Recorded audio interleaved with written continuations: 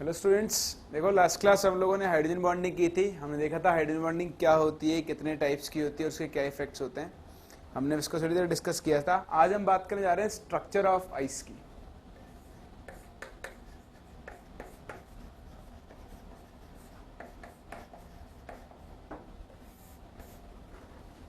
देखो, हम आइस की स्ट्रक्चर को एक्सप्लेन कर सकते हैं on the basis of hydrogen bonding. आपके पास जो वाटर मॉलिक्यूल्स होते हैं इसके अंदर, इन वाटर मॉलिक्यूल्स में आपके ऑक्सीजन के पास क्या होते हैं? लोन पेयर्स ऑफ इलेक्ट्रॉन्स होते हैं,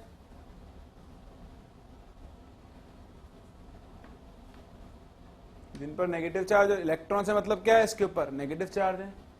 इसी तरह इस वाटर के चारों तरफ और भी वाटर मॉलिक्यूल्स होते हैं।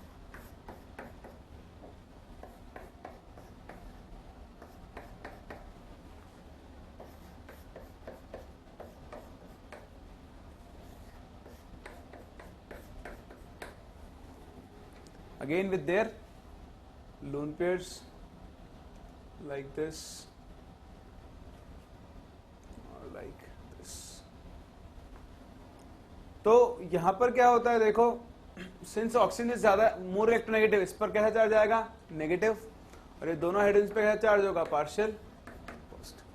तो ये पॉजिटिव चार्ज इस ऑक्सीजन के लोन पेयर्स को अपनी तरफ अट्रैक्ट करेगा और इनके साथ क्या बनाएगा? एक हाइड्रोजन बॉन्ड। सिमिलरली ये हाइड्रोजन भी इसके लोन पेयर्स को अपनी तरफ अट्रैक्ट करेगा और इनके बीच में क्या बनेगा? एक हाइड्रोजन बॉन्ड। ये ऑक्सीजन के लोन पेयर भी हाइड्रोजन के साथ क्या बनाएंगे? इस तरह से हाइड्रोजन।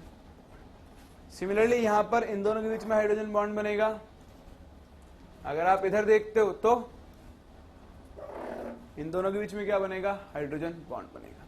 तो इस तरह से आपके पास हर एक वाटर मॉलिक्यूल बाकी दूसरे वाटर मॉलिक्यूल साथ, एक वाटर मॉलिक्यूल देखो 1 2 3 4 4 वाटर मॉलिक्यूल साथ क्या बनाएगा? हाइड्रोजन बॉन्ड बनाएगा और अपने आप को इस तरह से टेट्राहेड्रल ज्योमेट्री में अरेंज करेगा। तो यहां पर क्या होता है? एक क्लोज स्ट्रक्चर बनती है जिसके अंदर ये क्या रह जाते हैं?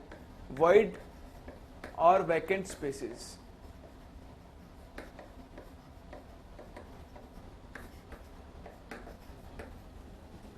आइस जब अपने स्ट्रक्चर बनाता है तो आइस में हर वाटर मॉलिक्यूल 4 अलग अलग वाटर मॉलिक्यूल से हाइड्रोजन बॉन्डिंग शो करता है और इस तरह से उसके मॉलिक्यूल्स के बीच में क्या रह जाता है? कुछ स्पेस रह जाता है। इस तरह से हाइड्रोजन बॉन्डिंग करते हुए आइस अपनी एक ओपन केज लाइक स्ट्रक्चर बनाता है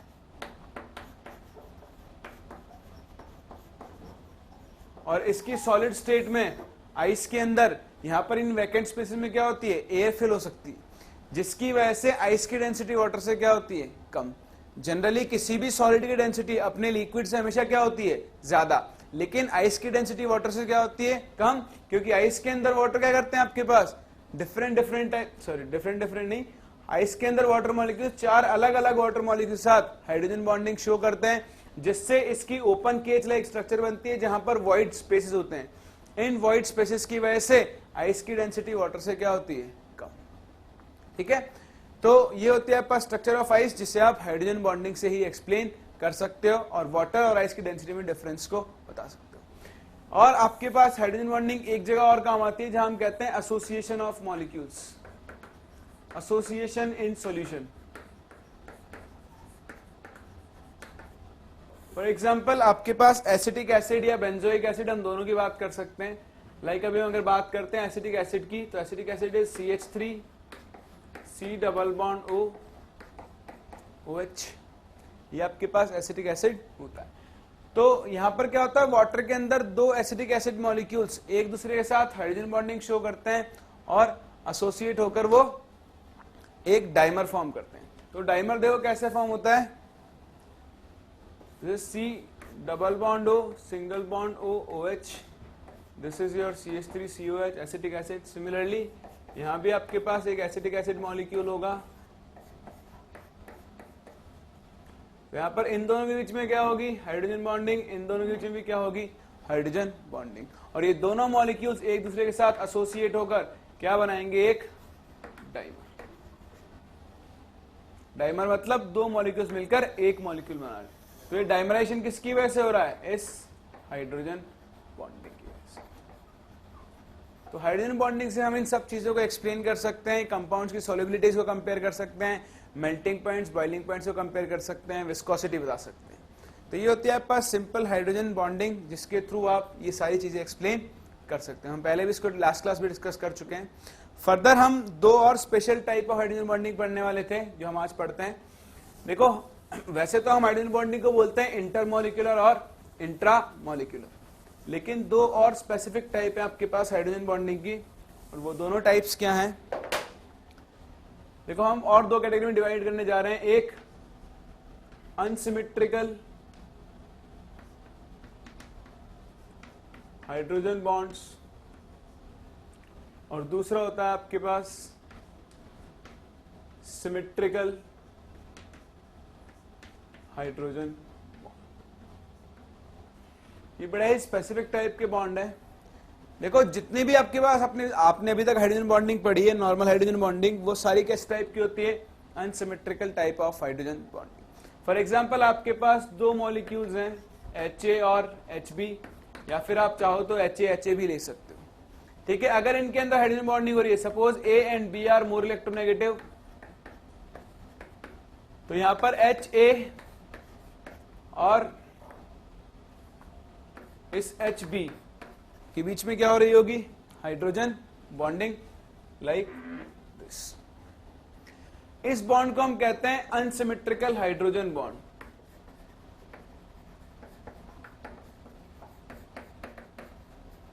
अनसिमेट्रिकल हाइड्रोजन बॉन्ड क्या कहते हैं कि अगर मैं इस H और A के बीच में डिस्टेंस को कहूं D1 और इसको कहूं D2, तो D1 and D2 are different,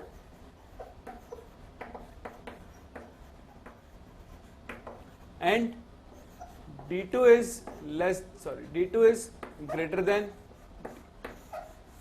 यहां पर ये जो दो बॉन्ड्स बन रहे हैं, इनकी बॉन्ड लेंथ अगर आप देखो तो इस HA हाइड्रोजन बॉन्ड की जो बॉन्ड लेंथ है वो HA कोवेलेंट बॉन्ड से क्या होती है? ज्यादा होती है, ठीक है। इसलिए इस बॉन्ड को हम क्या बोलते हैं? Unsymmetrical hydrogen bond. इस बॉन्ड की जो एनर्जी होती है बहुत कम होती है। The bond energy of this type of bonds is around 3 to 40 kilojoule पर मोल। ये आपके नॉर्मल हाइड्रोजन बॉन्ड्स होते हैं जो आप एग्जिस्ट करते हैं between water, HCl, HF and all those molecules, ठीक है। उन सब में आपके पास कौन से बॉन्ड्स एग्जिस्ट करते हैं? Unsymmetrical hydrogen bond. जनरली आप जितने भी हाइड्रोजन बॉन्ड पढ़ते हो वो सारे कैसे हैं? अनसिमेट्रिकल। इनकी बॉन्ड एनर्जी कहां से कहां वेरी करती है? 3 to 40 किलोजूल पर मोल, जो कि एक कोवेलेंट बॉन्ड की एनर्जी से क्या होती है? बहुत कम। कोवेलेंट बॉन्ड की एनर्जी होती है अराउंड 100 to 120 किलोजूल पर मोल, ठीक है। 100 and 140 तक आप रफ आइडिया ले सकते हो इसका, ठीक है। तो जो अनसिमेट्रिक हाइड्रोजन बॉन्ड होता है वो तब बनता है जब हाइड्रोजन बॉन्ड अगर बन रहा है तो जो कोवेलेंट बॉन्ड है और जो हाइड्रोजन बॉन्ड है उन दोनों की डिस्टेंस क्या हो? अलग अलग हो।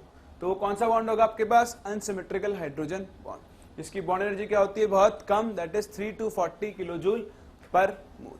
लेकिन अगर आपके पास बॉन्ड कुछ ऐसा बन रहा है HA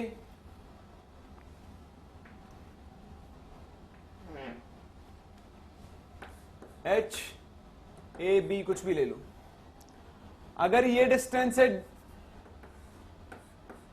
D1 और ये डिस्टेंस है D2, and if D1 is equals to D2, तो ये जो हाइड्रोजन बॉन्ड बनता है इसे हम कौन सा बॉन्ड बोलते हैं?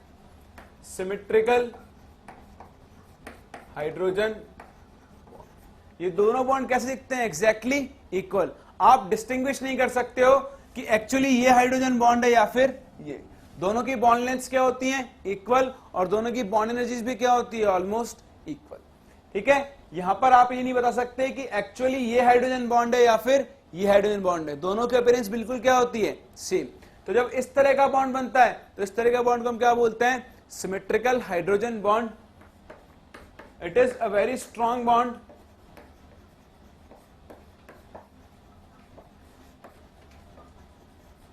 और इसकी जो बॉन्ड एनर्जी होती है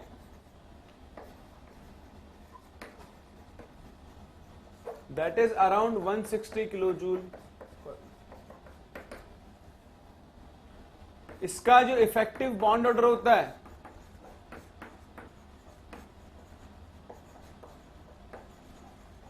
इट्स 0.5। तो ये ऑलमोस्ट एक कोवेलेंट बॉन्ड की तरह वर्क करता है और इसकी एनर्जी भी क्या होती है, बहुत ज्यादा होती है। तो ये होता है सिमेट्रिकल हाइड्रोजन बॉन्ड। ये मैं आपको याद हो तो मैंने एक कंपाउंड बताया था KHF2, that is HF2 minus. इस मॉलिक्यूल के अंदर आपके पास कौन सा बॉन्ड एग्जिस्ट करता है, सिमेट्रिकल हाइड्रोजन बॉन्ड। इसीलिए इसके अंदर जो हाइड्रोजन बॉन्डिंग होती है वो क्या होती है, स्ट्रॉन्गेस्ट।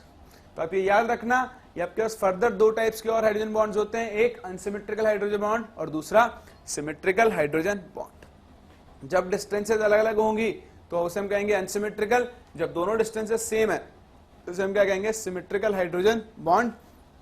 और HF2 माइनस की भी अंदर कौन सा बॉन्ड एग्जिस्ट करता है, सिमेट्रिकल हाइड्रोजन बॉन्ड, जबकि नॉर्मल जो हाइड्रोजन बॉन्ड्स होते हैं वो सारे कौन से कैटेगरी में फॉल करते हैं, अनसिमेट्रिकल हाइड्रोजन बॉन्ड्स की कैटेगरी। तो ये था आपके पास हाइड्रोजन बॉन्ड।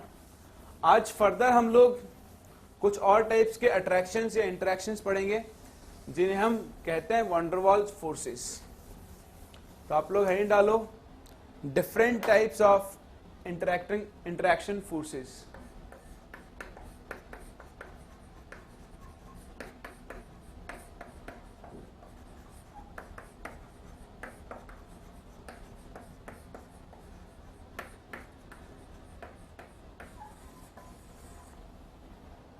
ठीक है, हम अलग अलग टाइप के इंटरैक्शन फोर्सेस पढ़ेंगे। इसमें सबसे पहला है हमारे पास first ion dipole interaction.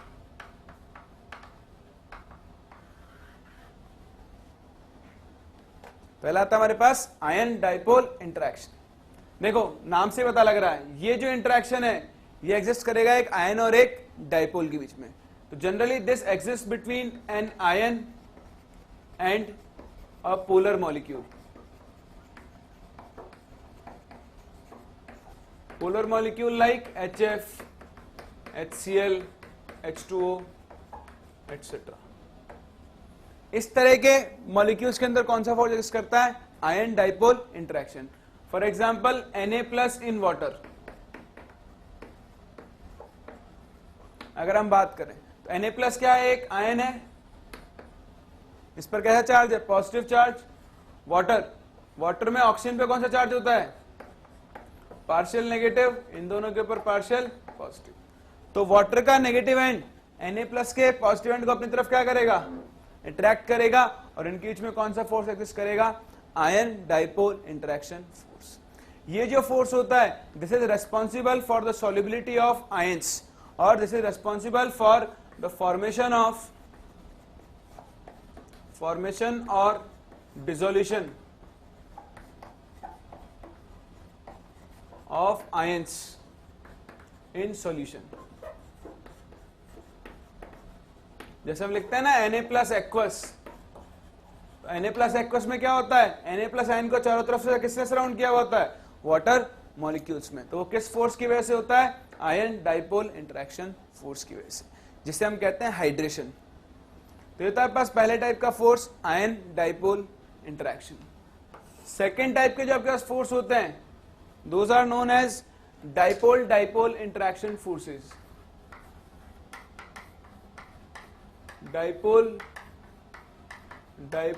interaction।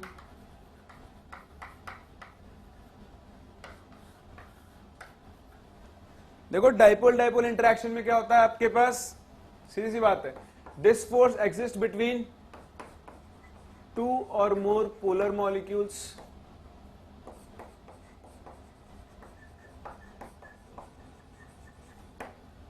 like HCl and HCl। इसे आप हाइड्रोजन बॉन्डिंग भी कह सकते हो, और वी कैन से लाइक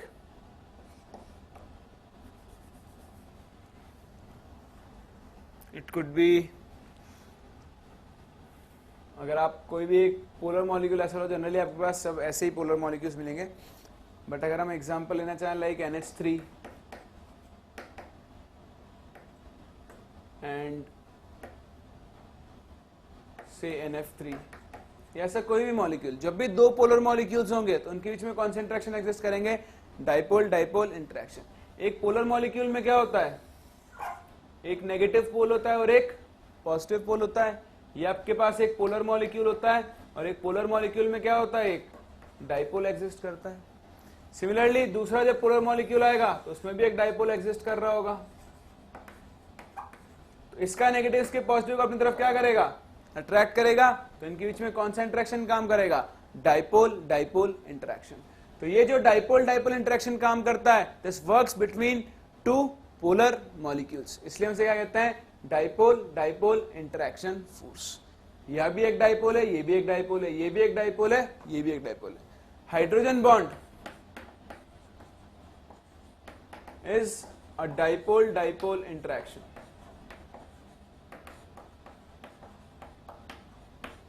क्योंकि हाइड्रोजन बॉन्ड में क्या होता है, जैसे हम HCl की बात करें, HCl इस पर माइनस इस पर प्लस, HCl इस पर माइनस इस पर प्लस, इसका नेगेटिव पोल इसके पॉजिटिव पोल को अपनी तरफ क्या करता है, अट्रैक्ट करता है। तो this is dipole dipole interaction. तो जो हाइड्रोजन बॉन्डिंग होती है that is actually dipole dipole interaction. तो ये था हमारे पास सेकेंड टाइप का फोर्स, ये क्लियर है आपको। Then third type of force is very interesting type of force, जिसे हम कहते हैं आयन इंड्यूस्ड डाइपोल इंटरेक्शन।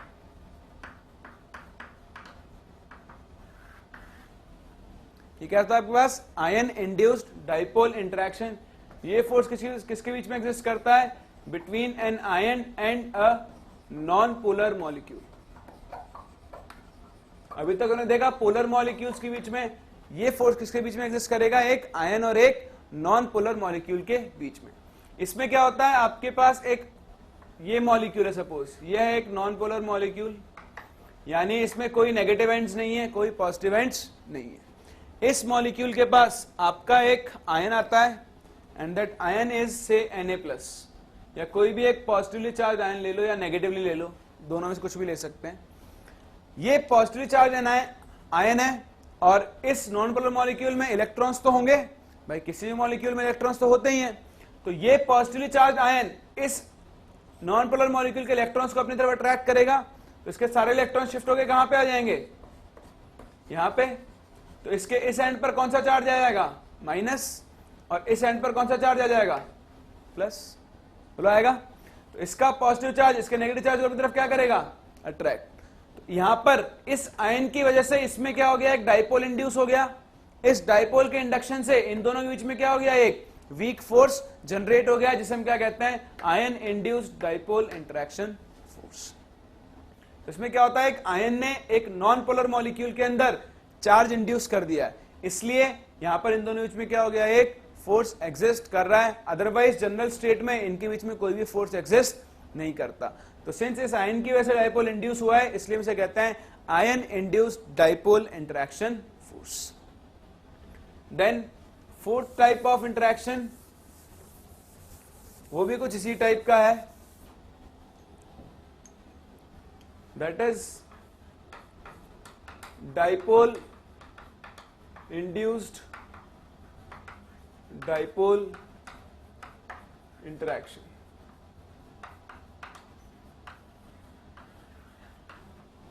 एक डाइपोल ने दूसरे डाइपोल को क्या कर दिया है, इंड्यूस कर दिया। जैसे ये फोर्स कहां एग्जिस्ट करेगा, it exist between a polar and a non polar molecule.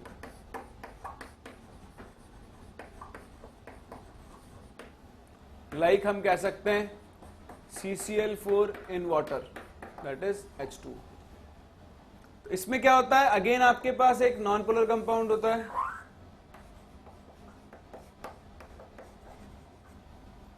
और यहां पर क्या होता है, आपके पास एक polar compound.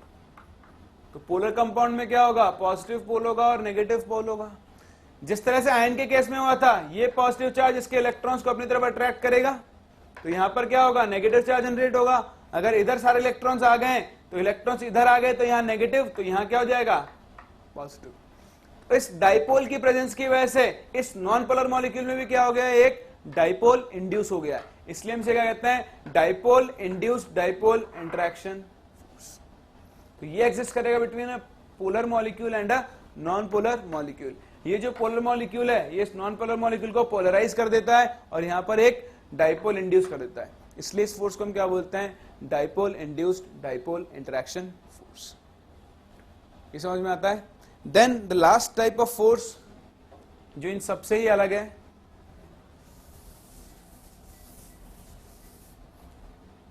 That is your fifth one, this is called instantaneous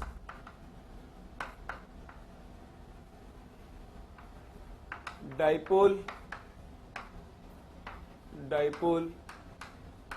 interaction.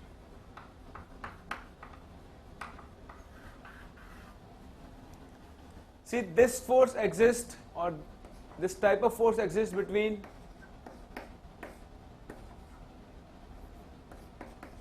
two non-polar molecules. कोई भी दो नॉन पोलर मॉलिक्यूल्स जो होते हैं उनके बीच में कैसा फोर्स एग्जिस्ट करता है, instantaneous dipole induced dipole interaction force. देखो ये फोर्स क्या होता है, सपोज आपके पास ये दो नॉन पोलर मॉलिक्यूल्स हैं, इन नॉन पोलर मॉलिक्यूल्स में इलेक्ट्रॉन्स क्या होते हैं, घूमते रहते हैं, इधर से उधर, इधर से उधर, इधर से उधर। तो क्या होता है, कभी किसी इंस्टेंट के ऊपर इस इलेक्ट्रॉन, इस एलिमेंट के सारे इलेक्ट्रॉन्स किधर आ जाएंगे, इधर, तो यहां पर पार्शियल नेगेटिव चार्ज, और यहां से इलेक्ट्रॉन चलेगा तो इस पर कौन सा चार्ज आएगा, पार्शियल पॉजिटिव। इस मोमेंट पर एक किसकी तरह काम करेगा, एक डाइपोल की तरह। यह सिचुएशन बहुत ही कम टाइम के लिए होती है, और अगर उस टाइम फ्रैक्शन में उसके आसपास कोई दूसरा मॉलिक्यूल आ गया तो ये उसके अंदर भी क्या कर देगा, एक डाइपोल इंड्यूस कर देगा, क्योंकि यहां पॉजिटिव चार्ज है, ये इसके इलेक्ट्रॉन्स को अपनी तरफ खींचेगा तो सारे इलेक्ट्रॉन्स इधर आएंगे, तो इस पर नेगेटिव चार्ज, इधर से इलेक्ट्रॉन्स आ गए, इस पर पॉजिटिव चार्ज।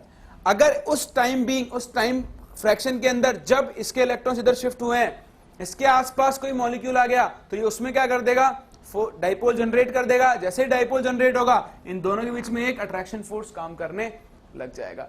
इस तरह का फोर्स जो दो नॉन पोलर मॉलिक्यूल्स के बीच में एग्जिस्ट करता है उसे हम बोलते हैं लंडन फोर्स। ये कौन सा फोर्स होता है आपका, लंडन फोर्स।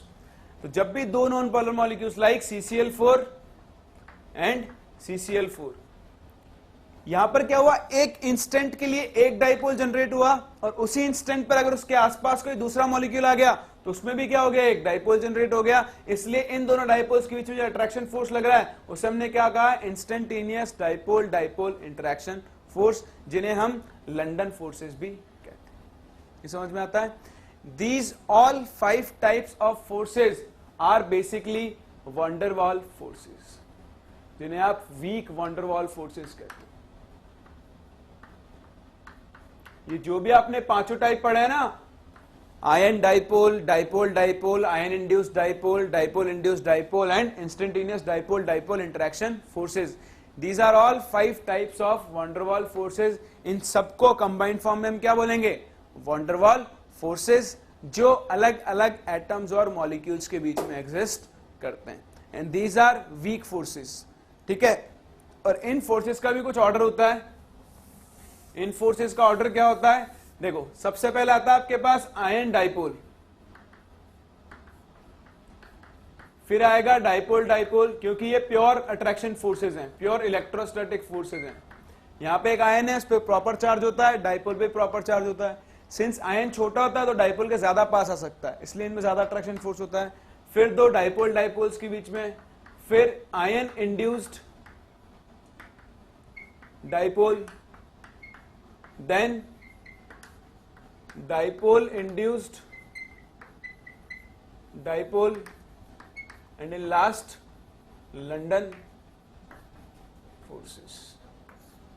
तो ये इन सारे वैन डर वाल फोर्सेस की स्ट्रेंथ का ऑर्डर होता है। इनमें सबसे स्ट्रांग होता है आयन डाइपोल इंटरेक्शन, और सबसे वीक होता है आपके पास instantaneous dipole dipole interaction, that is your London forces. तो ये थे आपके पास डिफरेंट टाइप्स ऑफ फोर्सेस और different types of interactions which exist between these molecules. ठीक है, नेक्स्ट हमारे पास एक टाइप ऑफ बॉन्डिंग और बचा है जिसे हम कहते हैं मेटालिक बॉन्डिंग। तो देखो मेटालिक बॉन्डिंग क्या होती है,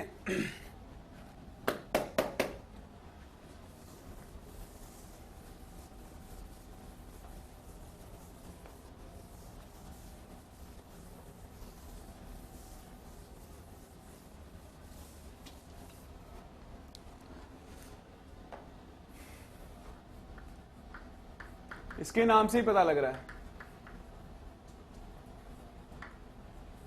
क्या पता लग रहा है कि this type of bond will be found between metals. So the bonding which exist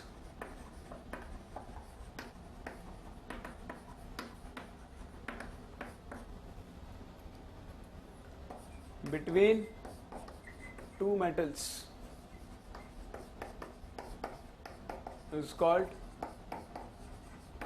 first metallic bonding. देखो पहली चीज मेटालिक बॉन्डिंग हमेशा किसमें होगी, मेटल्स में, and it is different from a covalent bond और एनायनिक बॉन्ड. ये उन दोनों से क्या होती है, डिफरेंट होती है.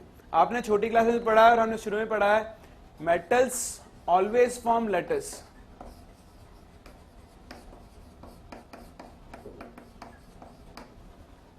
मेटल हमेशा किस फॉर्म में एग्जिस्ट करती है, एक लेटिस की फॉर्म में. वो लेटिस कैसे फॉर्म होता है मैं भी देखेंगे थोड़ी देर बाद, बट हमें ये पता है मेटल्स हार्ड होती हैं, they are ductile, they have high melting points. उन सब का रीजन क्या होता है, क्योंकि मेटल्स क्या होती हैं आपके पास, लेटिस फॉर्म करती है. तो इसकी बॉन्डिंग जो है, देखो metallic bonding can be explained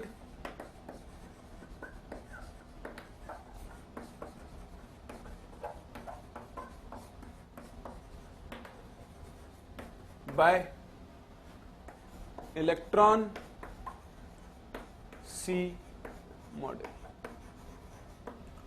आप मेटल्स के अंदर जो बॉन्डिंग होती है, जो मेटालिक बॉन्डिंग होती है, उसको आप किससे एक्सप्लेन कर सकते हो, इलेक्ट्रॉन सी मॉडल से. और ये इलेक्ट्रॉन सी मॉडल क्या होता है, देखो बहुत ही आसान सा मॉडल है, बहुत सिंपल सा मॉडल है. हम क्या कहते हैं कि मेटल्स जो होते हैं, मेटल्स के अंदर इलेक्ट्रॉन्स जो होते हैं कोई भी, वो क्या होते हैं, those are loosely bonded to the metal. ये पढ़ा आप लोगों ने, मेटल्स आर इलेक्ट्रोपॉजिटिव, क्योंकि वो अपने इलेक्ट्रॉन्स को आसानी से क्या करते हैं, डोनेट कर देते हैं. Since metals are electropositive, their electron cloud or their electrons are loosely bonded to these metal atoms. तो जब metals bonding करेंगे तो बहुत सारे metal atoms होते हैं. These metal atoms actually lose their electrons in the lattice. ये सब अपने electrons को कहाँ भेज देते हैं, lattice के अंदर, like this. ठीक है, जैसे इन्होंने अपने इलेक्ट्रॉन्स लूज किए, इनके ऊपर कैसा चार्ज आएगा, positive charge. These positively charged, यहां पे लिख सकते हो, लिखो when a metallic lattice is formed, when a metallic lattice is formed, the metal atoms lose their electrons, the metal atoms lose their electrons, forming positively charged ions, forming positively charged ions which are known as kernels, which are known as kernels.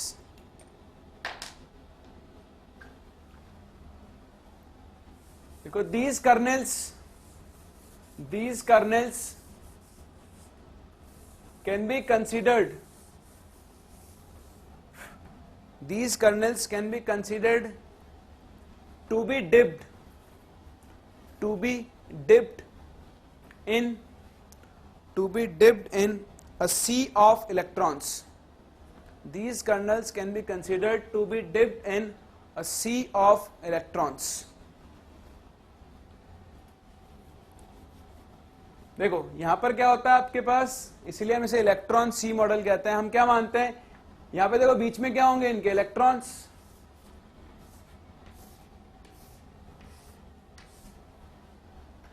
तो ये colonel's हम मान सकते हैं कि पूरा एक electrons का सी है, और इस सी के अंदर आपके अलग अलग कर्नल्स क्या हुए हैं, डिप्ड है.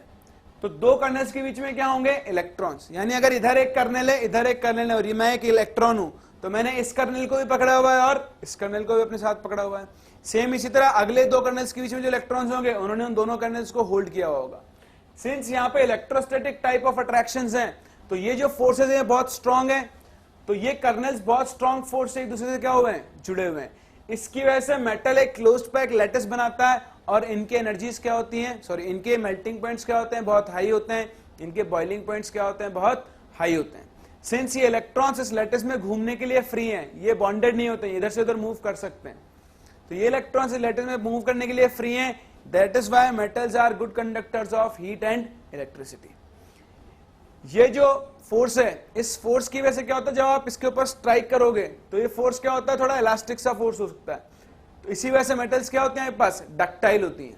ठीक है, कुछ मेटल्स क्या होते हैं, ब्रिटल, क्योंकि उनके अंदर इसके साथ साथ कोवलेंट बॉन्डिंग भी एग्जिस्ट करती है। ये सब आप फिर हायर क्लास में पढ़ोगे, दैट इज 12th क्लास के अंदर आप पढ़ोगे जब आप डी ब्लॉक पढ़ोगे। बट यहाँ पर मेटालिक बॉन्डिंग सिंपली क्या होती है कि आपके पास जो मेटल एटम्स होते हैं वो अपने इलेक्ट्रॉन्स को लैटिस के अंदर लूज कर देते हैं और खुद क्या बनाते हैं, positively charged kernels. These positively charged kernels are assumed to be dipped in a sea of electrons, इसीलिए हम इस मॉडल को क्या कहते हैं, इलेक्ट्रॉन सी मॉडल। ये इलेक्ट्रॉन्स इन दोनों कर्नल्स को, इन सारे कर्नल्स को एक साथ बहुत स्ट्रॉन्ग फोर्स से होल्ड करके रखते हैं। That is why metals have high melting points and high boiling points and they have their hardness and strength. ठीक है, तो ये होती है आपके पास मेटालिक बॉन्डिंग। तो देखो हमने बॉन्डिंग को ऑलमोस्ट कंप्लीट कर लिया है। ये आपके पास डिफरेंट टाइप के बॉन्ड्स थे और हमने अच्छी तरह से सीख लिया कि हम कैसे मॉलिक्यूल्स की ज्योमेट्री प्रेडिक्ट करते हैं, कैसे हम मॉलिक्यूल्स के स्ट्रक्चर ड्रॉ करते हैं, क्या कौन पोलर होता है, कौन नॉन पोलर होता है, कैसे डिसाइड करते हैं कि एक कंपाउंड पोलर है या दूसरा नॉन पोलर है। तो हम लोग आज केमिकल बॉन्डिंग को वाइंड अप कर रहे हैं। नेक्स्ट क्लास हम लोग इसके ऊपर कुछ बहुत अच्छे क्वेश्चंस और इसके एप्लीकेशंस करेंगे और प्रीवियस ईयर जेईई में इनके ऊपर जो क्वेश्चंस आए उनकी बात करेंगे। तो आप एक बार इस चैप्टर को थोरोली रिवाइज कर लो ताकि नेक्स्ट क्लास हम लोग मिलकर अच्छे क्वेश्चंस कर पाए।